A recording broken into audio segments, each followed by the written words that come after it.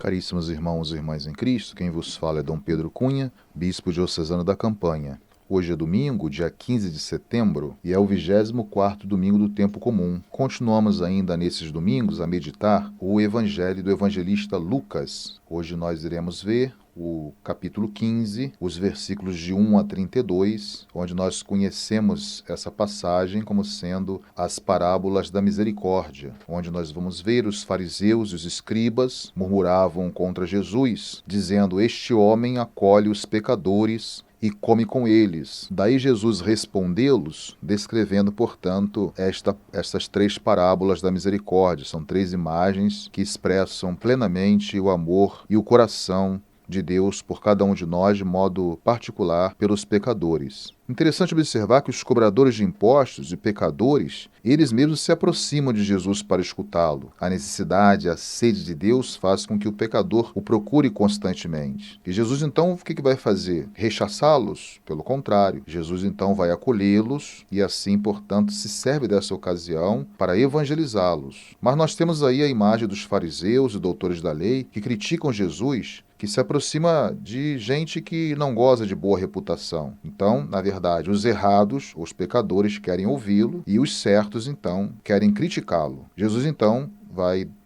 traçar essas três parábolas, como nós conhecemos: a parábola da ovelha perdida, da dracma perdida e também do filho pródigo. Já hoje, na liturgia da palavra, quem participar da Santa Eucaristia, na segunda leitura, vai ver São Paulo, que apresenta-nos uma das principais características de Deus, ou seja, sua incomensurável misericórdia, sobretudo para com os pecadores e marginalizados. Então podemos perceber de forma acentuada que o tema da misericórdia também está presente no Evangelho de hoje, confirmando a segunda leitura. Por meio das duas narrativas específicas que Jesus apresenta, sobretudo aos seus discípulos, a ovelha e o filho pródigo. É interessante notarmos que a lógica de Deus é diferente sempre da lógica do homem. Isso se confirma através dessas parábolas. Pois, de acordo com a nossa experiência humana, seria mais fácil dizer o quê? O que me importa perder uma ovelha, se ainda eu tenho 99? Podemos descartar uma e ficar com um número maior. Esse é o nosso pensamento e a nossa lógica. Mas sabemos, contudo, que Deus não é assim. Ele, portanto, é o Pai misericordioso, que acolhe todas as pessoas sem exceção. E podemos dizer ainda que aqui, nessa parábola, ou nessas parábolas, se revela, portanto, o verdadeiro coração de Cristo pastor, que na verdade revela o próprio coração do Pai. O pastor revela plenamente o seu coração e também o seu pastoreio quando ele se preocupa com as ovelhas perdidas, e não só com as que estão no redil. Então, ir em busca do que está perdido, ou da ovelha perdida, aí está, portanto, a expressão maior de um coração misericordioso. Então, apesar de nossas infidelidades, fraquezas, faltas, e de muitas vezes virarmos também as costas para Deus, como fizera o filho pródigo, assim como o próprio povo de Israel fez, não tão somente o filho pródigo, ele continua também nos amando. Não porque nós merecemos, mas porque ele próprio é o amor. Que amor é esse? O amor de Deus é o amor ágape, ou seja, é um amor que não encontramos nenhum tipo de referência na realidade humana, ou no próprio comportamento e no coração humano. Então, com essas imagens dessas três parábolas, Jesus quer revelar o próprio Pai. Quem é Deus para nós? Quem é o Pai? Aí, quando o filho perdido ainda estava longe, o seu pai avistou e sentiu compaixão. Correu-lhe ao encontro, abraçou-o e cobriu-o de beijos. Então, se tivermos negligenciado a santidade recebida do batismo, ou tivermos ainda caído em uma vida pecaminosa, repleta de culpa, lembremos disso, procuremos o caminho que reconduz ao Pai. Jesus aponta esse caminho que reconduz ao Pai hoje. E o Pai eterno terá sempre compaixão com o verdadeiro arrependimento, ou com aquele que se arrepende.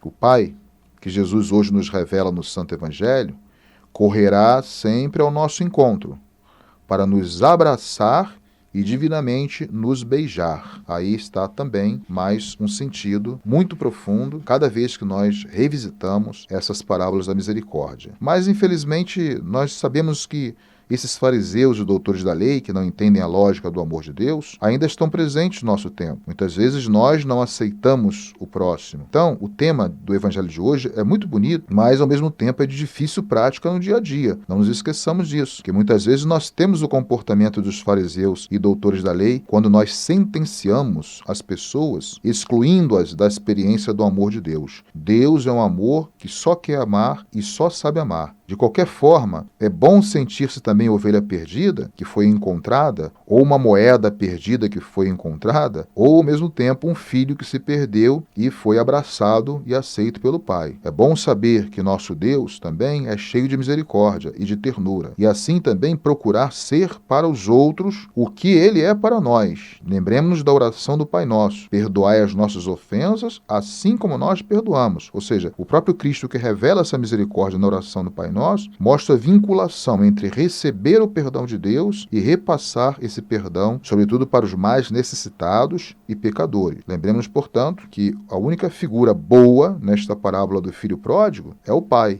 e não é o filho que esbanjou os bens, e nem tampouco o filho mais velho que não entende a lógica do perdão do pai. Então, é muito importante para nós destacarmos que o perdão ele só é entendido se o consideramos como fruto da misericórdia sem limite que eleva a Deus todo pecador arrependido. A este Pai devemos voltar sempre. A oração e a adoração no silêncio do coração e o sacramento da confissão, por exemplo, são os momentos tão inefáveis do renovado encontro com o Pai que nos abraça. Então, se tivermos a experiência do distanciamento do Pai, lembremos-nos que o seu amor é sempre maior do que o nosso pecado, e que Ele também estará sempre de braços abertos, esperando esse gesto reconciliador de retornar, portanto, e colocar as nossas misérias nos braços e no coração do Pai. Louvado seja nosso Senhor Jesus Cristo, para sempre seja louvado. Dar-vos-ei a bênção, Deus vos abençoe e vos guarde. Amém. Ele vos mostre a sua face e tenha misericórdia de vós. Amém. Volva para vós o seu olhar e vos dê a sua paz. Amém. Por intercessão da Virgem do Carmo e todos os santos e santas de Deus, abençoe-vos o Deus Todo-Poderoso, Pai e Filho e Espírito Santo, e tenham todos um abençoado dia do Senhor.